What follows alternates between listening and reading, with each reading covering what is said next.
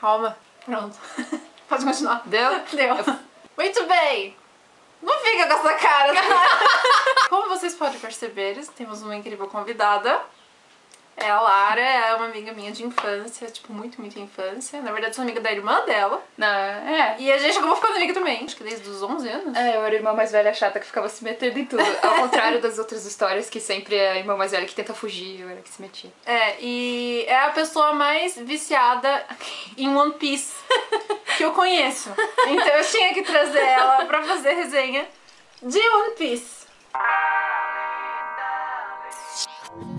Como eu sei que a grande maioria das pessoas que gostam de anime, são otakus e tudo mais, conhecem One Piece, já leram ou já assistiram alguma coisa do tipo, então eu não vejo muito sentido em explicar a história. Então vamos dar só um geral, sim.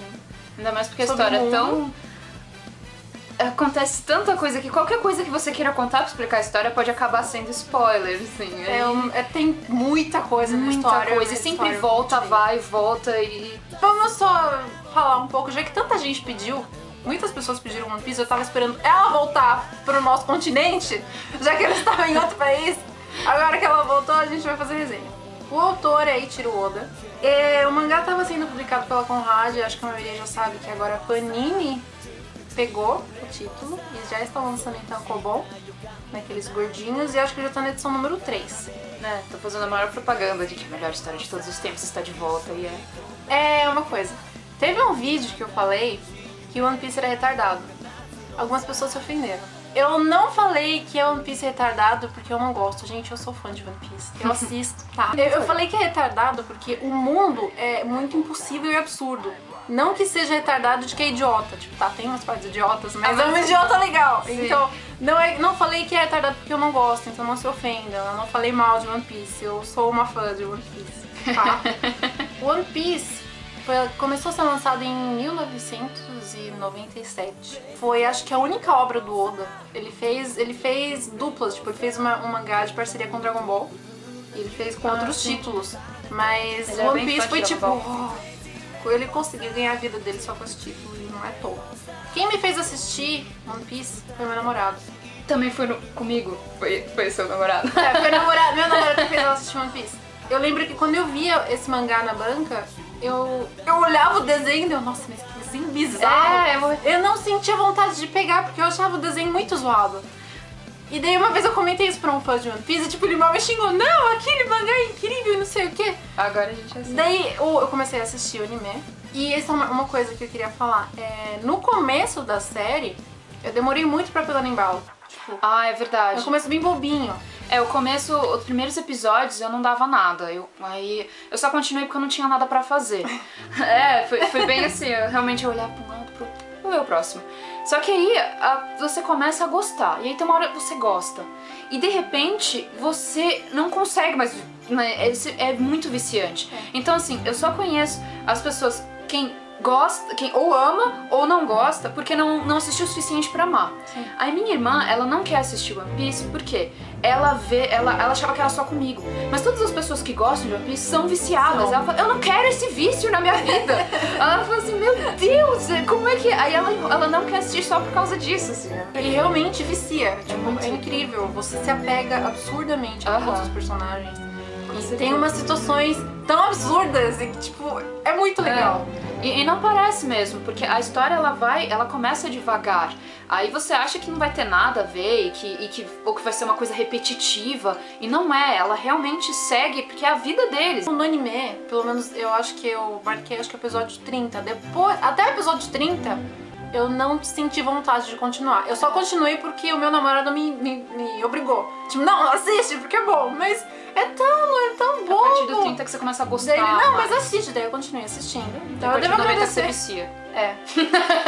Exatamente. Então você começa a gostar depois do 30. Se você começou a assistir One Piece e não sentiu vontade de continuar, que eu acho meio difícil porque a maioria já viu, passe do 30 e, se possível, passe do 60. Porque tem gente que já gosta antes do 30, só que tem muita gente que acha, não, parece algo bobo, não parece que vai ter nada, mas dá uma chance. Como é meio óbvio, história de piratas. É uma história de piratas.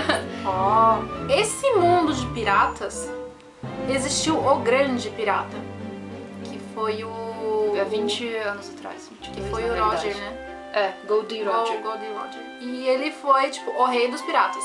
E ele foi executado pela marinha. O grande... É engraçado porque nesse mundo, os piratas deveriam ser os malvados. E são malvados na maioria das vezes. Tem todo tipo de pirata. Tem pirata extremo... Assim, porque eu até no começo, quando fui começar a série, eu achei, os piratas devem ser...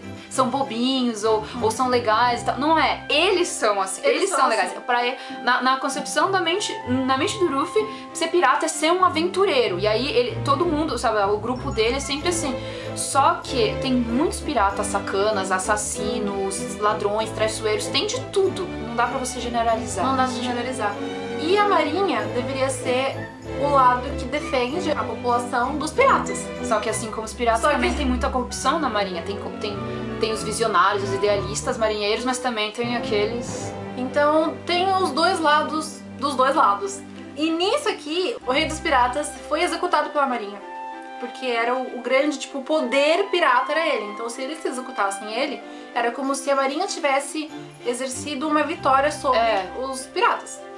Só que foi o contrário do que eles esperavam, porque com as últimas palavras dele, que ele falava, os meus tesouros, se vocês querem, está tudo naquele lugar, podem pegar, aí ele morre. E as pessoas ficam loucas, assim, começa a grande era dos piratas, porque todo mundo quer o grande tesouro, que é o One Piece, né? Que seria o maior tesouro que ele juntou por anos, enfim. Ninguém sabe exatamente o que é o One Piece, mas sabem que é algo genial, ou muitos algos geniais juntos. Então, acaba se tornando E ele nem falou exatamente o que é. Tipo, não, ele só tiçou. Tem o tesouro, vocês podem pegar. E todo mundo foi. Tipo, começou assim a Era dos Piratas. A grande corrida pra quem se tornasse o novo rei dos piratas. Assim. E o Luffy quer ser o rei dos piratas. Ele quer ser o grande pirata mor, digamos. O personagem principal é o Luffy, né? Monkey D. Luffy. Escreve com L, mas como os japoneses têm uma certa dificuldade em falar L. Luffy.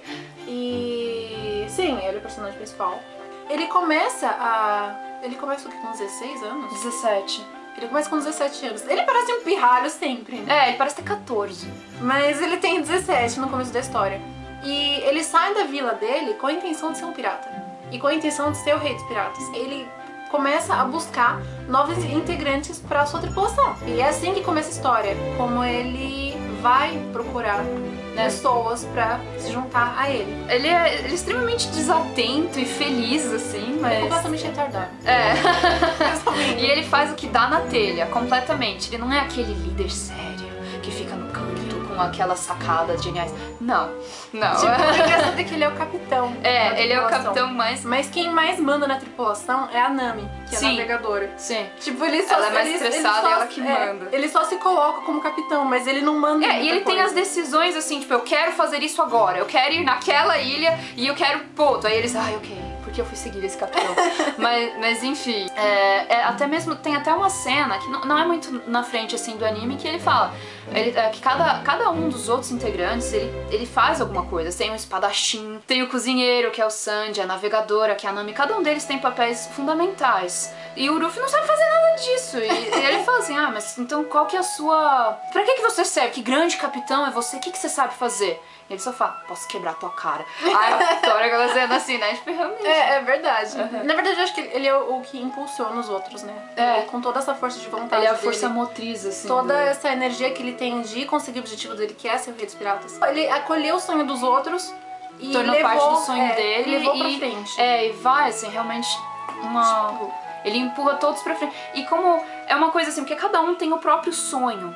E eles querem seguir o próprio sonho. Não é assim como você vê em outros grupos piratas que o sonho do capitão é minha vida. Eles têm o próprio sonho. Só que no decorrer da série, os sonhos deles vão se tornando um só. Assim. Não é que eles vão esquecendo o próprio. Mas o sonho de cada um tem tanta importância pro outro que o grupo em si tem um sonho. E como ela falou, a força motriz ali, vai o Luffy levando todos eles, assim, com aquela energia inesgotável, né? Nesse mundo de piratas... Que a gente já tinha falado que é absurdamente absurdo, né? Existe uma fruta que se chama... Akuma no Mi, seria o fruto do diabo. Que esse fruto, ele te daria poderes incríveis, ou não tão incríveis assim, poderes extremamente aleatórios. Essa fruta te dá poderes, só que você não sabe que poder ela te dá. Até você comer. Então você não sabe que espécie de poder você vai ter depois de comer ela. Exato. E quando o Ruffy era uma criança, ele pegou uma fruta, ele viu a fruta e enfiou na boca. É porque ele come tudo. Ele come assim, desembestadamente. E ele comeu a fruta, e ele não sabia que era uma Akuma no Mi. E era a fruta da borracha. Então ele virou o Homem Borracha.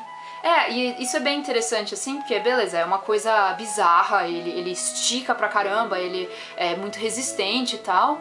Só que também, se você for olhar, não é o melhor poder do mundo. Tipo, um poder de eletricidade, que você pudesse eletrocutar as pessoas à distância. No caso dele, é um poder muito legal, assim, ele faz um ótimo uso. Ele se especializa em luta corpo a corpo, só que aí você não fica assim esperando que ele sempre vai ser fácil pra vencer, sabe? Que ele tem o maior poder. Isso é legal, porque ele tem que se desenvolver pra conseguir acompanhar o crescimento dos... Ele consegue manipular bem o poder dele pra sua própria vantagem. Então ele acaba sendo uma pessoa muito forte usando isso. Sim, é o que eles falam, assim, não importa quão forte ou quão fraco seja o seu poder, mas o quão você conhece o uso que você faz deles. Tem que conhecer o próprio corpo, sabe? Tem os poderes que são muito inúteis, tem os poderes que são muito fodas. Quando o Ruffy era pequenininho, que é também quando ele comeu a fruta e tal, teve um pirata que ele passou 1 ano na vila dele. Isso é bem no comecinho do mangá, ele já mostra. E esse pirata, ele influencia bastante, assim, o Ruffy, e é por causa dele que o Ruffy decide se tornar o rei dos piratas. Esse pirata, ele chamava Shanks, o ruivo, ele usava um chapéu de palha. E ele entrega o chapéu dele pro Ruffy e fala que quando o Ruffy for um grande pirata, se tornar o rei dos piratas, ele devolve o chapéu pra ele. Então esse chapéu é o tesouro do Ruffy, sabe? É o chapéu. É a grande relíquia do Ruffy. Por isso que ele é o Ruffy do chapéu de palha. O símbolo deles é o chapéu de palha. E logo na primeira parte, eu não vou explicar exatamente como, mas logo na primeira parte encontramos o Zoro. Vai falando do Zoro enquanto procuro O Zoro sim seria aquele personagem serão que fica assim mais no canto, mas ele não é aquele... Ele é muito engraçado, porque num momento ele é muito sério, mas ele também faz umas paspalhadas a estilo Zoro, assim, que são incríveis, sabe? Ele é a pessoa com o menor senso de direção que existe, ele é absurdamente forte, né? Só que ele também tá sempre dormindo, então, né? Ele precisa dele, ele é um grande oposto nele mesmo. Tem horas que ele parece tão inteligente, porque, assim, muitas vezes quando a tripulação tá em momentos meio de crise, é ele que tem a cabeça mais fria. Só que tem outros momentos que ele é a pessoa mais aleatória, assim, que ele nem sabe do que se trata, o que tá acontecendo, ele só vai fazer o que ele quer. Ele é uma pessoa estranha, todos na tripulação são, né? Sim. Esse aqui é o Zoro. Não era esse que eu queria mostrar. Era esse aqui. Esse aqui é o Zoro. A grande marca dele é, obviamente, ele ser o espadachim. Que ele usa 3 espadas. Ele não é... tipo, geralmente as pessoas usam no máximo 2, mas ele usa 3, uma delas na boca. E o grande objetivo dele é ser o maior espadachim do mundo. Mas o grande objetivo do Zoro era ser o maior espadachim.